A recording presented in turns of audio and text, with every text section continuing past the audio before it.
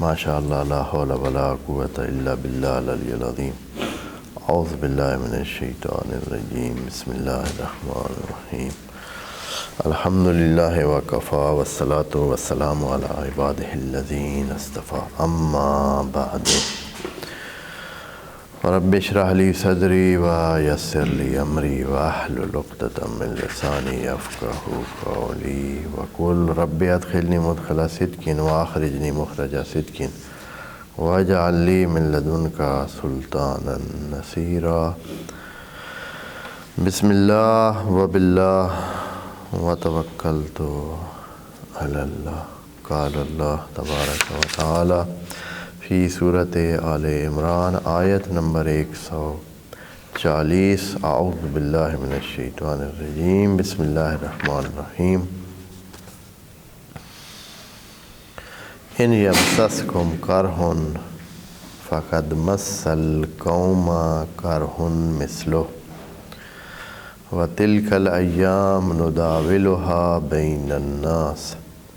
وَلِيَعْلَمَ اللَّهُ الَّذِينَ آمَنُوا وَيَتَّخِذَ مِنْكُمْ شُهَدَاءَ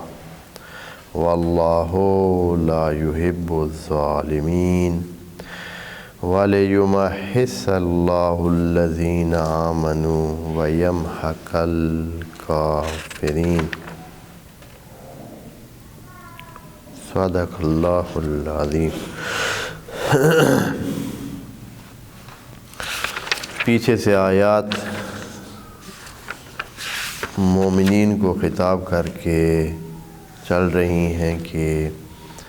ایمان لانے کے بعد آپ کو کئی مشکلات اگر آ رہی ہیں تو یہ اس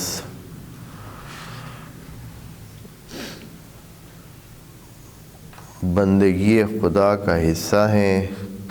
اور آپ ان کو کامیابی کا حصہ ہی سمجھیں، اور ان کی وجہ سے آپ اندر سے لا تہنوا ولا تحزنوا، نہ تو کمزور پڑیں اور نہ ہی دکھ میں مبتلا ہوں۔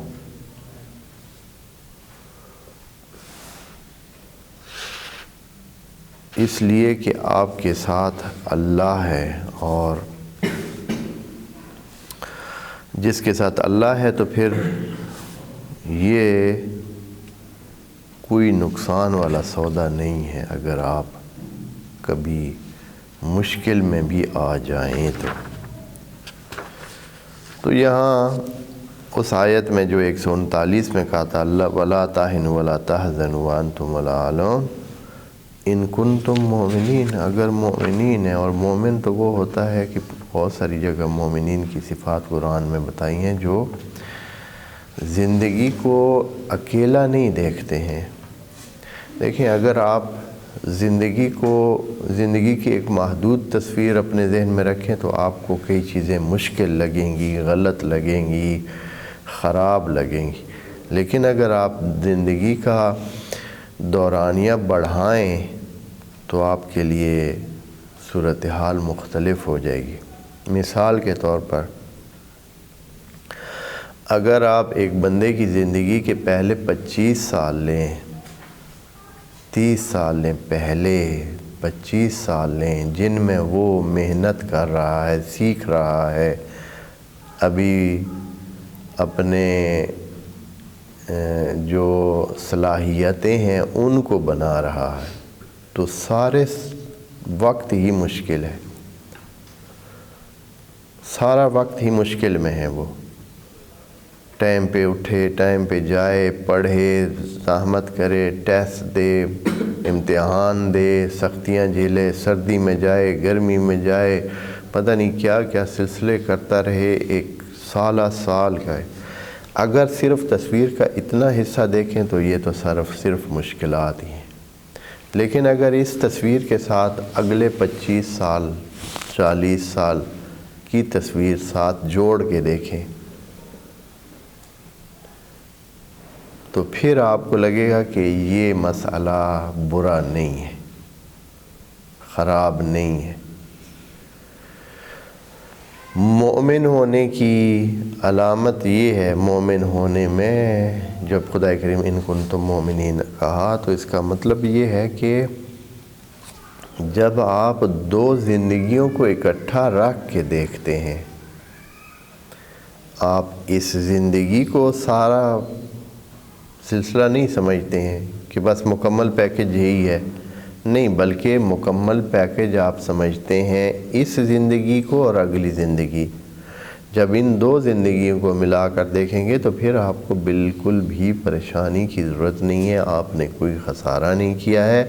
آپ کا جو کچھ کیا ہوا ہے وہ موجود ہے۔ آپ نے اگر سعی کی ہے، زحمت کی ہے، تکلیف کی ہے، محنت کی ہے، اپنی طرف سے دین کی مدد کی ہے، تو آپ کا کام چاہے شکست میں بھی ہوا ہے تو آپ کا کام محفوظ ہے، آپ کا کام محفوظ ہے، اور آپ کو اس کا جو درجات ملنے ہیں وہ ملیں گے۔ اس لیے آپ کسی طرح لا تہنوا ولا تحزنوا۔ پھر یہ ہے کہ اس سوال کے بارے میں یہ اس آیت کو ہر چند ہم تھوڑا سا پہلے اس کی وضاحت کر چکے ہیں، لیکن آخری حصہ چونکہ رہتا تھا اس لیے دوبارہ یہ آیت پڑھی ہے کہ ان یمسسکم کرہن فقد مس القوم کرہن مثلہ۔ اچھا، یہاں بڑے دھیان سے نا خدا کریم کی یہ کتاب کتنی عظیم، بڑی عجیب سیٹ ہوئی ہے، اور بڑی کتاب احکمت آیاتہ ثم فصلت ان یمسسکم، کہ اگر آپ کو کوئی مشکل پیش آتی ہے، یعنی صیغہ مضارع کا لگا دیا ہے، آپ کو مشکلات پیش آتی ہیں اور آئیں گی، اس کا مطلب یہ ہے کہ یمسسکم یعنی مشکلات پیش آ رہی ہیں اور آئیں گی، صیغہ مضارع کا ہے نا۔ یہ تو نہیں کہ بھائی یہ جو ایک مصیبت احد میں آپ کو آئی تو دوسروں کو بھی آئی، نہیں، مومنین کے لیے یمسسکم استعمال کیا ہے، کافروں کے لیے کیا استعمال کیا ہے؟ فقد مس القوم کرہن مثلہ، آپ کو تو پیش آتی رہیں گی، ان کو بھی پیش آئی ہے۔ فقد کے ساتھ یہ بھی ساتھ بتا دیا کہ یہ نہیں کہ صرف آپ کو پیش آئی ہے اور ان کو نہیں آئیں گی یا نہیں آتی، نہیں، ان کو بھی آئی ہے اور ان کو بعد میں بھی آئے گی، لیکن ان کی بعد والی کا ذکر نہیں کیا، ان کو جانے دیں، ان کی بات ہم کرتے نہیں ہیں، ان کے ساتھ جو بھی ہو، اچھا ہو برا ہو۔ لیکن اے مومنین، آپ کو زندگی میں مسائل آئیں گے۔ ایک ہی جملے میں مسلمین کے لیے مضارع استعمال کیا ہے اور کافرین کے لیے، دوسروں کے لیے ماضی استعمال کیا ہے۔ اس کی جو نزاکت ہے اس کو تھوڑا سا سمجھنے کی کوشش کریں۔ ان یمسسکم، اگر یہ آپ پر آ رہا ہے، کرہن، مصیبتیں آ رہی ہیں، فقد مس القوم کرہن مثلہ، کہ دوسروں کو بھی اس قسم کی مصیبت آئی ہے۔ اب آگے آئے گی یا نہیں آئے گی، خدا کریم نے ان کا ذکر کرنا مناسب ہی نہیں سمجھا۔ ان کے بارے میں یہ بتانا کہ ان کو بھی مصیبتیں آئیں گی یا نہیں آئیں گی مناسب ہی نہیں، بس ٹھیک ہے، لیکن صرف اتنا بتایا کہ دیکھیں نا ان کو بھی آئی ہے مصیبت۔ لیکن آپ کو کیا ہوگا؟ ان یمسسکم، اگر آپ کو مصیبتیں آ رہی ہیں، اور یمسسکم میں یہ پاسبلٹی ہے کہ ابھی آ رہی ہیں اور یہ آتی بھی رہیں گی، کیونکہ مضارع دونوں کے لیے ہوتا ہے، حال کا بھی معنی دے سکتا ہے اور آئندہ کا بھی معنی دے سکتا ہے۔ حالانکہ جس مسئلے کے بارے میں اشارہ کیا ہے خدا کریم نے اس آیت میں، جنگ احد، وہ تو گزر چکی تھی، لیکن پھر بھی یمسسکم یعنی اگر آپ پر یہ مصیبتیں آ رہی ہیں، اور اس کا مطلب یہ ہے کہ ابھی یہ نہ سمجھیں کہ بس آخری تھی، اور بھی کئی مسائل آئیں گے۔ بس اتنا آپ کو کہہ دیتے ہیں کہ آپ اس کو یہ نہ سمجھیں کہ یہ صرف آپ پر آتی ہے، دوسروں لوگوں کو بھی مسائل کا سامنا ہوتا ہے۔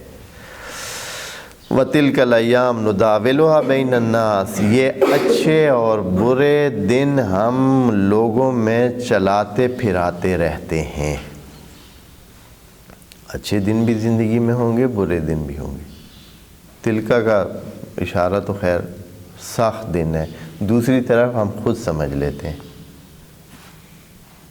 کار کے ایام، یہ کار کے ایام ہم لوگوں میں تقسیم کرتے رہتے ہیں، کبھی ان کو کبھی ان کو کبھی ان کو۔ اس کا مطلب ہے کہ جب کار کا زمانہ گزر جاتا ہے تو دوسرا زمانہ تو خود بخود ہی بہتر آ جاتا ہے، اس لیے خدا کریم نے وہ ذکر نہیں کیا ہے، کہا تلک الایام، یہ والے دن ہم دیتے رہتے ہیں، کبھی ان کو دیے کبھی ان کو دیے کبھی ان کو دیے۔ پس مشکل ایام مومنوں پر بھی آتے ہیں، اس لیے کہ تلک الایام نداولها بین الناس، یہ پھر ہم نے اس میں دین کا محور نظر میں نہیں رکھنا ہے کہ کوئی مومن ہے یا کوئی کافر ہے یا کوئی اچھا ہے یا کوئی برا ہے یا کوئی اس زمانے میں ہے یا اس زمانے میں ہے یا اس علاقے کا ہے یا اس علاقے کا ہے، یہ چیزیں نہیں، ہم یہ نہیں دیکھتے ہیں۔ ہم نے ایک ترتیب بنائی ہوئی ہے کائنات کی، اس کائناتی سیٹنگ میں یہ مشکل ایام تمام انسانوں میں آتے رہتے ہیں، اور پچھلی تاریخ دیکھ لیں تو آپ کو واضح نظر آئے گا کہ کوئی امت، کوئی قوم، کوئی سلسلہ ایسا نہیں تھا کہ وہ ہمیشہ اوپر۔ ہاں، کبھی جو فلاں فلاں فلاں تھے اب ڈنگا ڈنگا ڈنگا ہے، ہاں جی، اور جو پہلے کیا کیا کیا تھے اب وہ یہ ہے۔ ہاں، یعنی بالکل تبدیلی۔ ابھی تو اسی لیے تو آپ کو ہر جو آپ کو کوئی کسی پتھر پہ ٹھوکر آئے تو آپ پتھر کے نیچے سے کوئی نہ کوئی بادشاہوں کی اولاد نکل آتی ہے، بھائی ہم بھی جو ہے فلاں راجدھانی کے راجہ ہیں، ہم بھی راجے، وہ بھائی اتنے راجے، وہ اتنے خواجے، وہ اتنے پتہ نہیں کیا کیا، یعنی وہ جو پرانی صفات ہیں، وہ اتنے مغل، اتنے فلان، اتنے وہ، اتنے یہ، یعنی ایک لائنیں لگی ہوئی ہیں، ہاں جی۔ تو اس کا مطلب ہے کہ یہ بادشاہوں کی ساری اولاد موجود ہے ہمارے آس پاس میں، اور سارے بادشاہ ہیں جی۔ تو اب کیا ہو گیا ہے، یعنی بادشاہت نہیں رہ گئی ہے، نام انہوں نے ابھی بھی ساتھ رکھے ہوئے۔ یہ ایسے تھوڑے ہی ہے کہ بھائی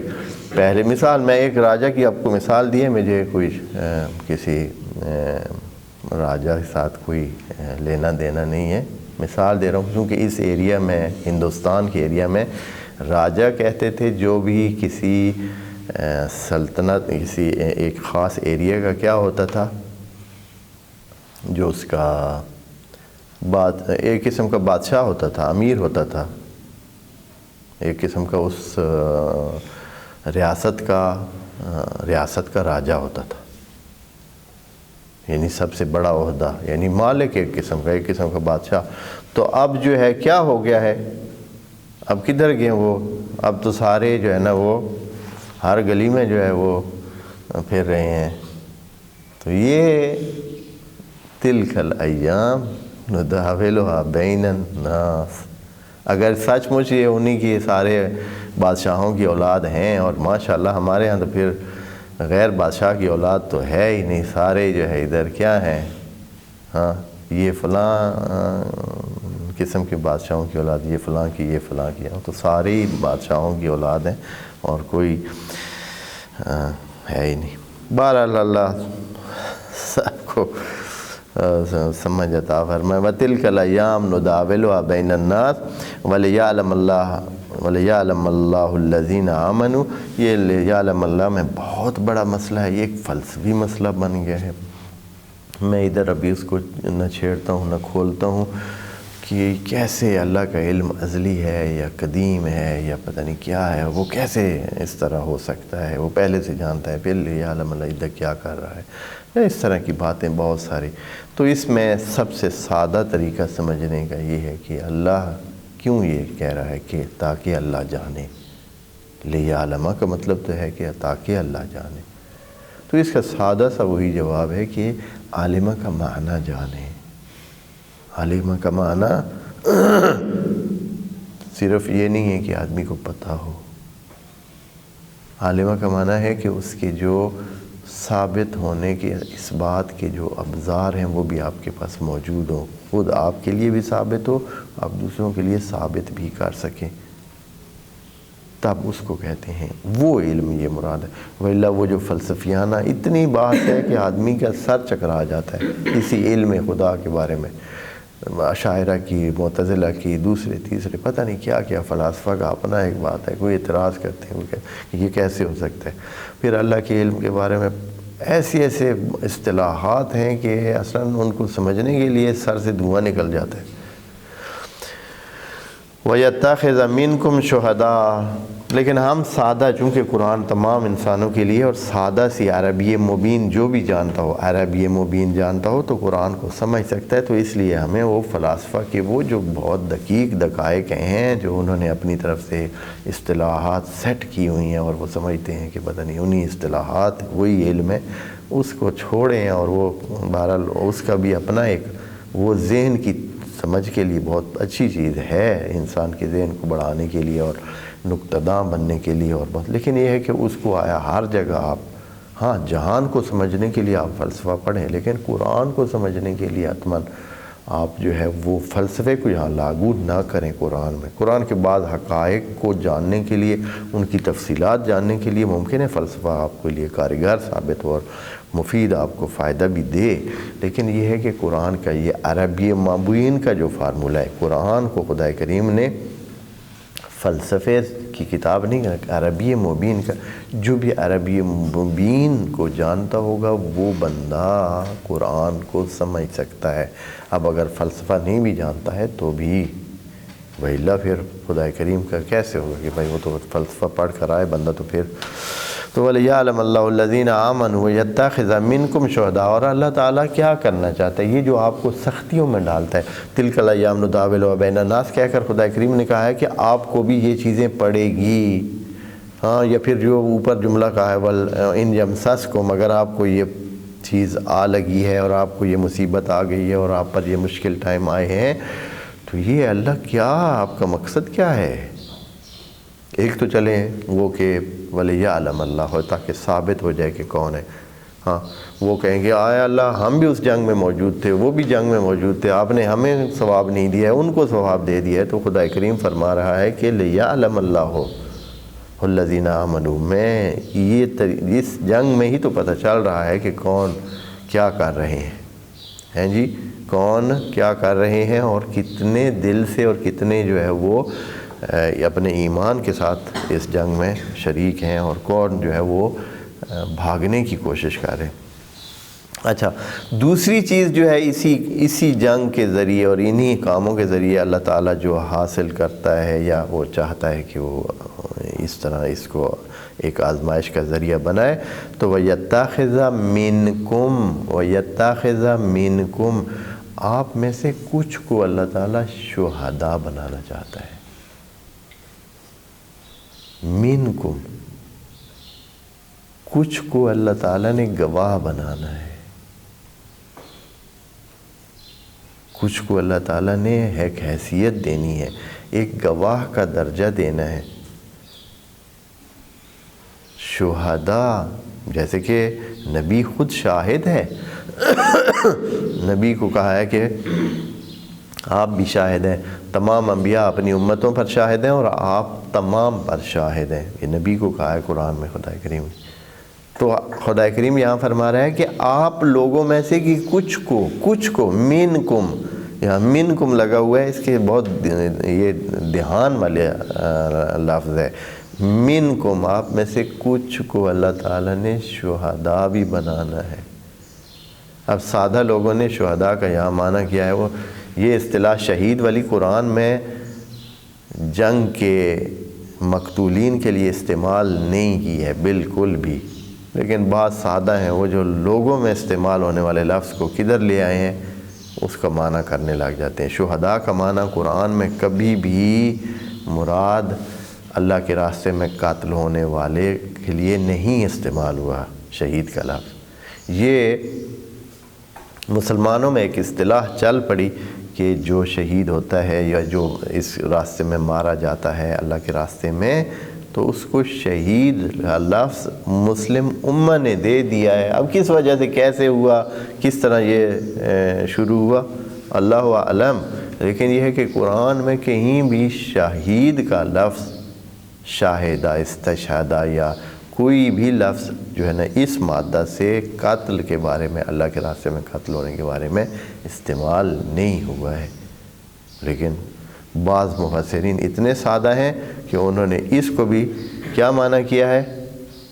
کہ وَيَتَّخِذَ مِنْكُمْ شُهَدَاءَ، اللہ آپ میں سے کچھ لوگوں کو شہید بنانا چاہتا تھا، یعنی شہید کا درجہ دینا چاہتا تھا، اس لیے آپ کو کیا کیا ہے، مار پڑوائی ہے۔ ہاں آپ کو جو ادھر اب اتنی مار پڑی ہے، جنگ احد میں اتنے بندے آپ کے مارے گئے ہیں، تو اس کا مطلب اللہ کا یہ تھا کہ آپ کے کچھ بندے کیا ہوں، شہید کا درجہ بھی پائیں۔ یہ بعض مفسرین نے یہ کام کیا ہے، خدا کی پناہ ہے۔ خدا کریم فرما رہا ہے وَيَتَّخِذَ مِنْكُمْ یتخذہ کا فاعل بھی اللہ ہے، تاکہ اللہ لینا چاہتا تھا، اللہ لینا چاہتا تھا آپ میں سے کچھ شہداء۔ عجیب ہے، کس طرح کا وہ ترجمہ کر سکتے ہیں اور کس طرح کر رہے ہیں یہاں۔ حالانکہ مراد اصل جو ہے وہ یہ ہے کہ خدا کریم آپ میں سے کچھ کو گواہ بنانا چاہتا، یعنی ان کے درجہ جو ہے وہ شہداء والا درجہ، جو کہ خود نبی کا بھی ایک درجہ جو ہے وہ شہید ہونے کا ہے کہ وہ شاہد ہے۔ ہاں، شاہداً و مبشراً و نذیرا، نبی کو کہا ہے کہ تو شاہد ہے، مبشر ہے، نذیر۔ تو شاہد کا معنی، شاہد اور شہید دونوں کا لفظوں کا معنی ایک ہے۔ آپ دوستوں کو شہید اور شاہد دونوں کا، شاہد اس میں فاعل ہے اور شہید کیا ہے، صفت مشبہ کی اوزان میں سے، لیکن معنی ان کا فی الواقع، کیونکہ جو صفت مشبہ ہوتی ہے وہ بعض اوقات اس میں فاعل کا معنی دیتی ہے اور بعض اوقات اس میں مفعول کا معنی دیتی ہے۔ تو شاہد اور شہید ایک چیز ہے۔ تو نبی کو شاہد کہا گیا ہے، اور شہداء کا لفظ بھی قرآن میں بہت زیادہ ہے، لیکن اس کا معنی یہ نہیں ہے، یعنی اللہ کے راستے میں قتل ہونے والا نہیں تو یہ بان بھی ملا کہ اللہ جو ہے وہ آپ کو قتل کرانا چاہتا تھا۔ اصل میں جس وجہ سے آپ کو یہ مصیبت آئی وہ یہ تھی کہ اللہ آپ کو، یہ ایسے معنی کرنا کتنا نامناسب بھی بن رہا ہے، لیکن بعض نے کیا ہے کہ بڑے اس سے کہ بھئی اللہ آپ کے شہید لینا چاہتا تھا۔ واللہ لا يحب الظالمین، اور یہاں ایک سوال پیدا ہوتا ہے، اے اللہ اے اللہ اے اللہ، یہ آپ نے بڑا عجیب درمیان میں جملہ کہہ دیا ہے کہ اللہ کچھ لوگوں کو منکم کچھ لوگوں کو شہید شہداء میں سے بنانا چاہتا ہے، یعنی شہید اور گواہ بنانا چاہتا ہے کچھ کو۔ اے اللہ یہ کیا، سارے جنگ میں آئے ہوئے ہیں، سارے مومن ہیں، سارے اسلام لائے ہوئے ہیں، سارے کوشش کر رہے ہیں کہ، تو پھر یہ کہ منکم کچھ کو اللہ جو ہے وہ گواہ کا درجہ دینا چاہتا ہے۔ ہاں، کچھ کو گواہ کا درجہ دینا چاہیے، یہ کیوں؟ تو پھر اللہ اپنی وضاحت فرماتا ہے، کیا کہتا ہے، واللہ لا يحب الظالمین، پس شہداء وہ ہیں جو اللہ کے محبوب ہیں۔ شہداء تو یقیناً اللہ جب ان کو درجہ دے رہا ہے، گواہ بنا رہا ہے، اپنے ایک حیثیت دے رہا ہے، یعنی ایک بندے کو آپ گواہ کے طور پر قبول کرتے ہیں اور وہ بھی خدا قبول فرما رہا ہے، اللہ تعالیٰ قبول فرما رہا ہے کسی کو بطور گواہ، تو پھر اس کا مطلب ہے کہ وہ بندہ بہت حیثیت والا ہے۔ تو اے اللہ، اتنی حیثیت آپ کس طرح دے رہے ہیں؟ باقی سب کو کیوں نہیں دے رہے؟ منکم کیوں کہا ہے؟ کچھوں کو کیوں کہا ہے؟ سب کو کیوں نہیں دے رہے؟ تو فرمایا کہ لا یحب الظالمین واللہ لا یحب الظالمین، اللہ ظالمین کو پسند نہیں کرتا۔ یہ آپ دیکھ لیں، اس کا مطلب یہ ہے کہ آپ اگر جنگ میں بھی جاتے ہیں تو کافی نہیں ہے کہ آپ شہداء کی لسٹ میں آ جائیں اور گواہ کے لیول کو پا لیں، نہیں، اس کو پانے کے لیے آپ کو اپنی زندگی میں، اپنے باقی طرز عمل میں ظلموں کو نکالنا پڑے گا۔ اس لیے کہ اللہ کسی ظالم کو بالکل بھی پسند نہیں فرماتا، لا یحب الظالمین، کوئی بھی ظالم ہے وہ اللہ کا ناپسندیدہ بندہ ہے۔ اب چاہے وہ کدھر، چاہے رسول خدا کے ساتھ بھی جہاد میں، اس جنگ میں شہید ہو جائے، یعنی مارا جائے، ہاں یہ کہ وہ گواہوں میں سے بن جائے، یہ نہیں ہو سکتا۔ کیا بنے گا؟ وہ ٹھیک ہے، اس کو اجر ملے گا، لیکن گواہ کی لیول پانا وہ تب ہو سکتا ہے جب انسان کا سارا کردار، سارا نظام، اس کی ساری زندگی جو ہے نا وہ ظلم سے پاک ہو، ظالم نہ ہو بندہ، یعنی اندر سے وہ بندہ جو یہ نیت رکھتا ہے کہ بس میں نے جیسے بھی ہے یہ چیز پانی ہے، یہ کرنا ہے، چاہے دوسروں کا، مثلا اس کا دل ہے کہ میرا مکان تھوڑا کھلا ہو، چاہے دوسروں کا جو ہے وہ تباہی ہو جاتی ہے،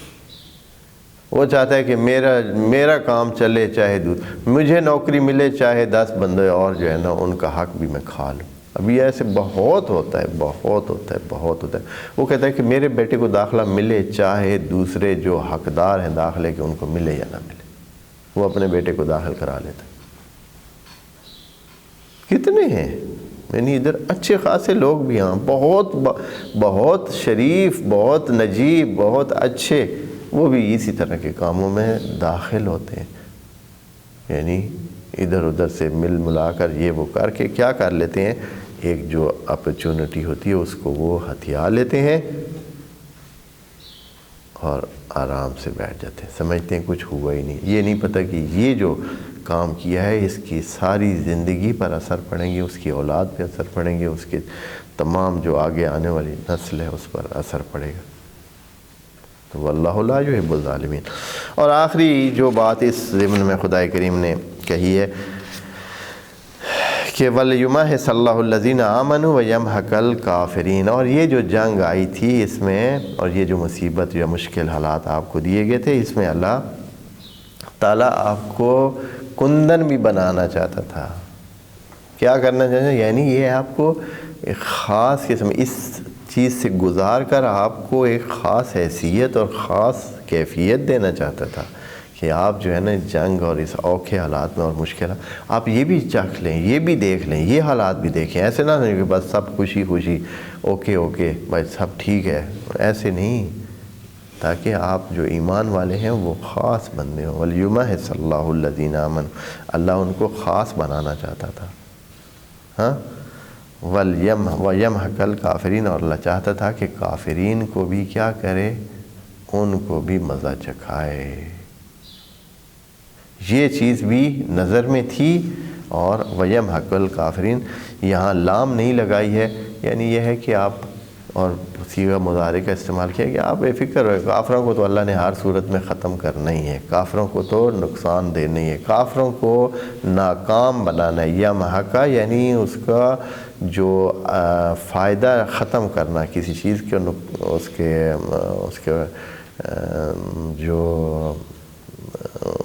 اس کے استفادے ہیں وہ ختم کرنا، اس کو کہتے ہیں یمحق۔